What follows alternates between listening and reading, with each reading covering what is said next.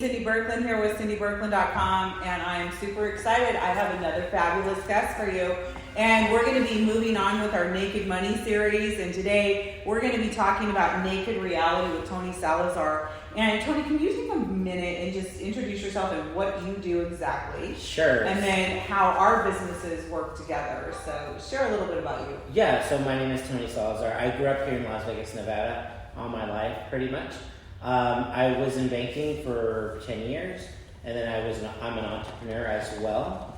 And right now I educate people on crypto and crypto, metaverse, Web3, and blockchain technologies. And I wanted to have Tony on the show today because, you know, so much with money, the reality about money right now is that it's changing. And money is not what we think it is, and it's time to really get educated about this. And the naked reality that Tony and I are going to talk about today is that we need to make changes. And you know, when I talk about naked money, we know that when I'm talking about nakedness, in regards to money on this show, it's about getting real and raw and honest and open about your money. And again, if you don't like the way your money situation looks, it's time to do something about it. And I bring people to the table that can help with these things. And there's so many good options out there right now to make our money grow, and we're gonna have to do something drastic to stay ahead of inflation. So I wanted Tony to talk a little bit about what he does in the crypto side of things. Yes, you guys know I do annuities, I do, financial planning, mortgage planning, I do mortgages, but this is just a little additional flavor. We talked a little bit earlier before we got going with the show that it's all about diversification. Sure. And I am getting people asking me a lot right now, like, hey Cindy, I've got a bunch of annuities, or I've got this and that, and what can I do to diversify my money? And so I want to talk a little bit about this because I think right now, with the way our current situation looks in the marketplace, it's really time to start adding some cryptocurrency into the mix. Sure. Do you agree? I agree because so what I teach people, and this is my rule of thumb, especially for crypto, is crypto is very volatile, first of all. And Yes. if you don't understand and you're not educated about it, you can get your shirt torn off, right? Yeah, absolutely. However, if you use it, if you're educated on it and you understand how the market works and what it is, because people, what they don't understand is what they think is Bitcoin is a coin or a currency, and it's not. Bitcoin, let me say that again. Bitcoin is not a currency or a coin.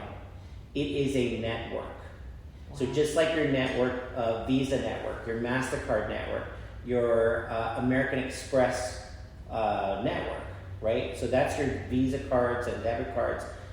If you understand how those things work, you can make money, right? So for example, everybody understands a debit card, right? Mm-hmm. Everybody uses them now, right? So what most people don't understand is that if you look at your debit card today, usually there's a chip embedded in it, right? And that chip has your information on it, okay? And so when you put it into that little machine, like let's say you go to Target or Walmart, right?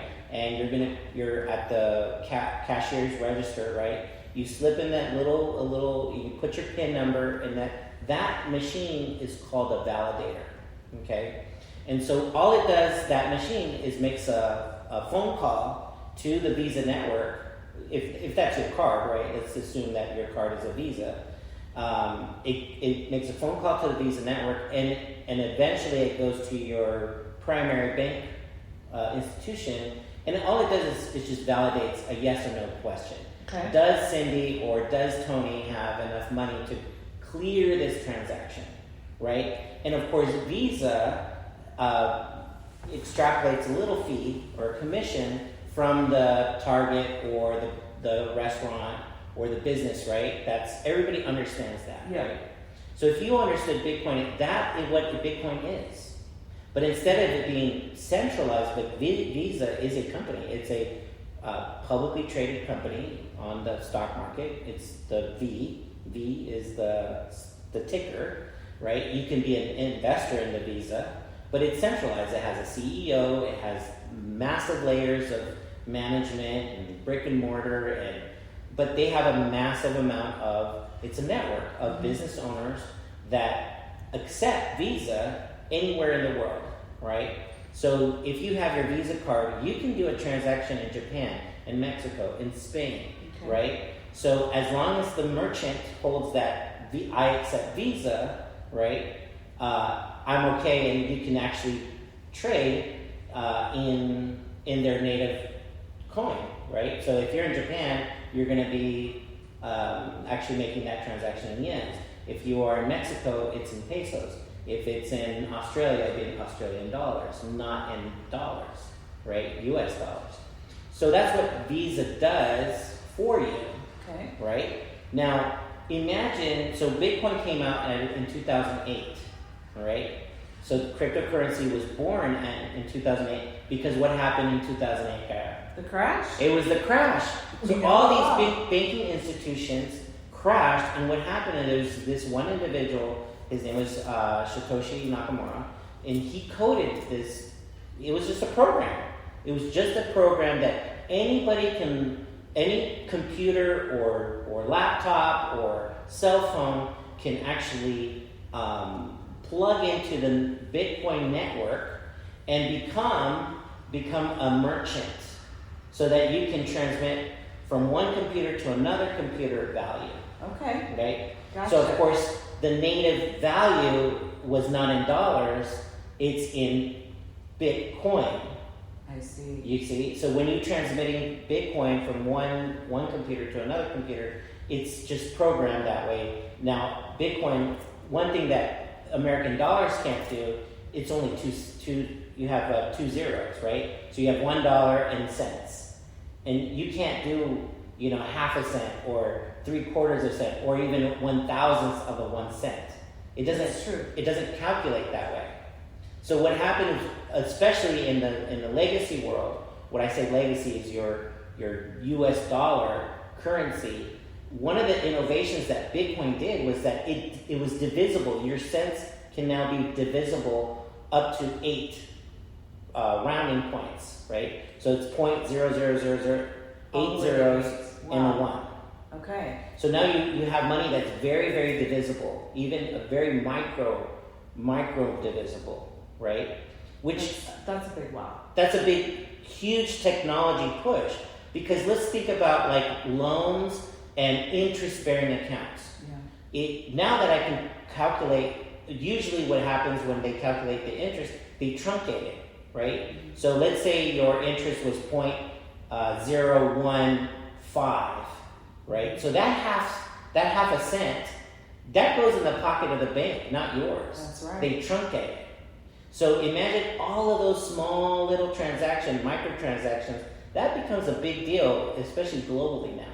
Wow. So now that Bitcoin has done that, it's divisible. It's very divisible now. And so that's the innovation about this currency, or actually it's not really currency, it's a network, right? It's peer-to-peer. I'm sending value from me to you directly, right? And now the user gets the fee instead of the merchant. So in Bitcoin, in that network, when you send value to one person to another, actually the customer, the user is receiving the fee. Well, yeah, it's not receiving, they're charged that fee. Okay. Just like your Western Union, when you send money to like another country, it's the user, that the sender is the one that gets charged the fee. Now, in the Visa network, MasterCard and American Express, it's the merchant that gets that fee, right? They're charged at 3% charge, right?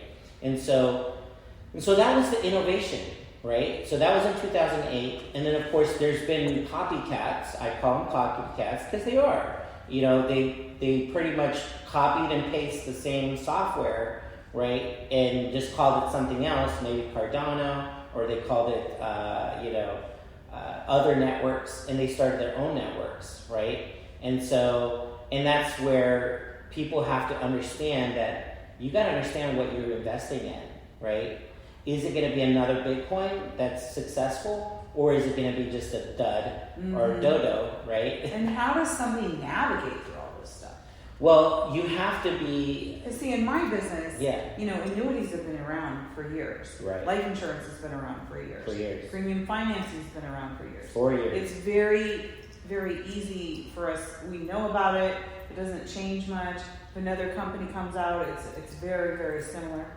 And it's highly regulated as well. Very. From the government. So with this industry. In crypto, yeah. Oh my gosh. How do we know? How do you navigate through this? So you have to do your due diligence, right? So knowing just what I said, if, different, so you have Bitcoin. The biggest, in 2015, the big innovation was Ethereum. The Ethereum network is the second largest network in crypto, okay?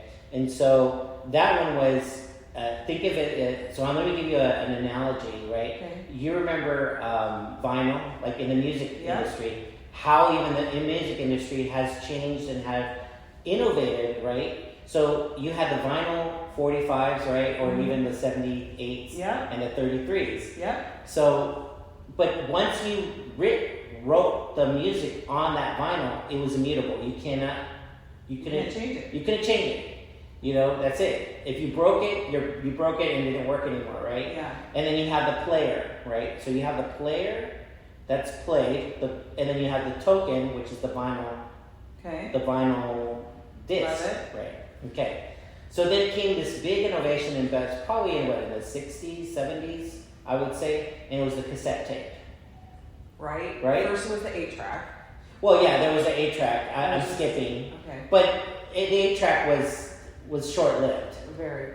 But the big one that lived for longer was the cassette tape. That's right. Right. So the innovation of the cassette tape was smaller, more durable, right? You could actually play it. You can go mobile with it with the Walkmans, right? That's Remember right. those? And so, That's right? And so, and then as You well. can record over it. There you go. So that was the innovation. Is you have this little button called the record button, and you can actually put your voice on it.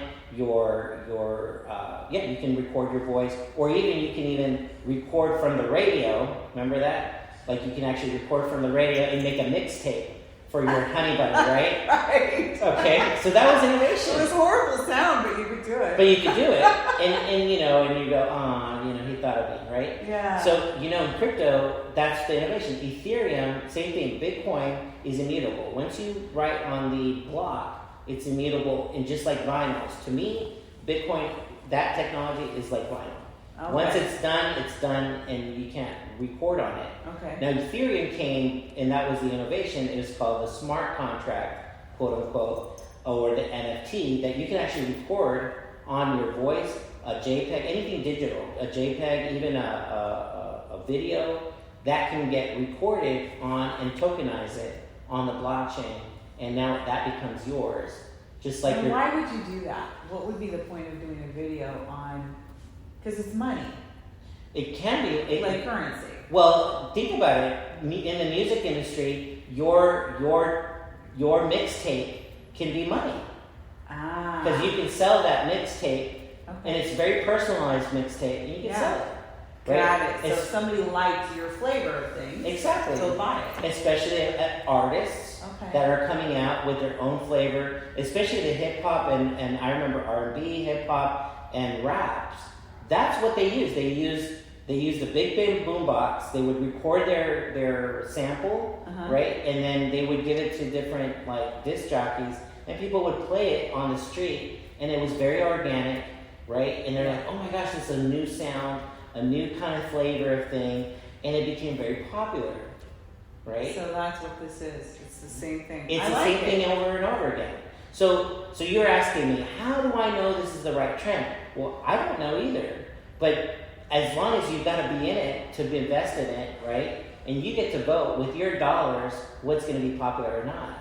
Because just like any network, right, of things, or anything, even networking, right?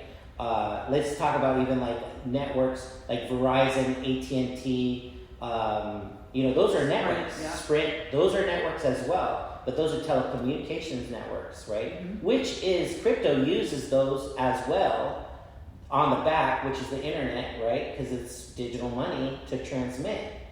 So the thing is that if you know, when we talk about 5G is coming out, that technology, well, you got to be a savvy investor to understand what's going on, what's the trend, where things are going to go in the future, so that you can be on the ground zero and you can actually, be in the ground zero. So tell me this. So, kind of like I would liken this to the stock market. Like, if you're not really savvy with stock, you hire a stock advisor to help with that. Yes. But with crypto, it's not really like that. But I mean, can it be? It can be. I mean, Okay. That's what I do. I'm a crypto advisor. So you're advising people on That's what's correct. really good to know and all that kind of thing. So my business is Mayville Academy, MABIL Academy, and I do workshops. I'm doing a conference. It's called PulseCon 2022. It's going to be here in Vegas. There's going to be, I'm bringing a lot of who's who in the crypto space and metaverse. That's a whole other level of talk. I'm just going to keep it where crypto is. I got 4 billionaires speaking about crypto and what they are actually doing in the crypto space. So when a billionaire is actually going all in into crypto, wouldn't you want to go on their coattails and figure out what's the latest and greatest? What's the latest and greatest? And this is why I invited Tony on the show, is because I want somebody that is as intelligent in the crypto space as I would be in the money business on my side of the fence. And so what we're going to be doing is we're going to be sharing information, and I decided let's put together a workshop. Absolutely. So Tony and I are going to be putting a workshop together, and we're going to invite all of you guys. We can do this over Zoom, but we're going to have people, come together for a workshop, and we're going to be putting a date together. So I want you to pay attention to the podcast on what the new dates are going to be. But it's time to take massive action on our money and really get educated on what is going on out there. Mm-hmm. I've been telling people, please give me a call, get a hold of me. Yeah. And let's. This is why I love you, Cindy, because you really, I've been in a couple of your networking events. Yes. And you really want to push the education part. Yes. Let people know what's going on. Yep. And it's very important that we get true, real, boots on the ground, actually truth. Or about this money and what's going on. Paying attention, Yeah. I told Tony right before we went live was, I've been out at all these resorts and, we film a lot at the casinos, and people are walking around like there's not going like a crash isn't occurring. Right. And I'm like, people are going to be surprised by this, but we really shouldn't be. Yeah. Things are changing, and we've got to start doing better with our money and how we can stay ahead of this curve. I got totally hit in 2008, and I refuse. I will not participate in that again because I'm being really proactive now. And so I ask you guys as viewers, get a hold of me at cindyberkland.com. This conversation interests you, and let's get going. Sign up for the workshops that we're going to be doing, and let's get naked with our money. cindyberkland.com. Thank you, guys.